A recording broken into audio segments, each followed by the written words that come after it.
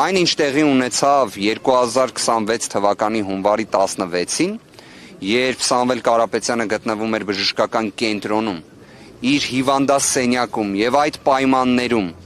քննիչի եւ դատախազի գործողությունների, ինչպես նաեւ վերաքննիչ հակակոռուպցիոն դատարանի, որը ամբողջությամբ տեղավորվում է քաղաքական հետապնդման այս աբսուրդի մեջ,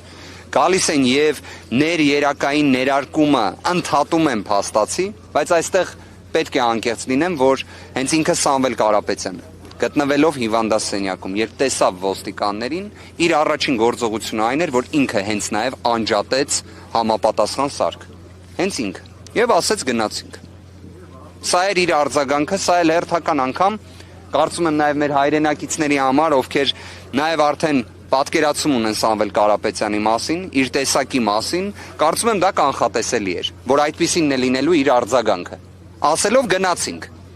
Ոչ թե ասելով, թե ընդհանրապես սա ինչ է, իհարկե մենք պաշտպաններով անկեղծ եմ ասում, եթե հնարավորություն ունենային կցանկանայի, որ այդ տեսարանը ընդհանրապես չտեսնեի կամ հիմա մոռանայի։ Բայց դա է եղել իրականությունը։ Սա է եղել իրավիճակը, որում մենք փաստացի ամեն օր ապրում ենք ու փորձում ենք իրավաբանական գործունեություն իրականացնել։ Սա աբսուրդ էր, հարգելի գործընկերներ։ Սա մարդասիրության ճգնաժամն էր։ Բայց ունենք նաև այն փաստը, որ Սամվել Կարապետյանի տեսակը այդպես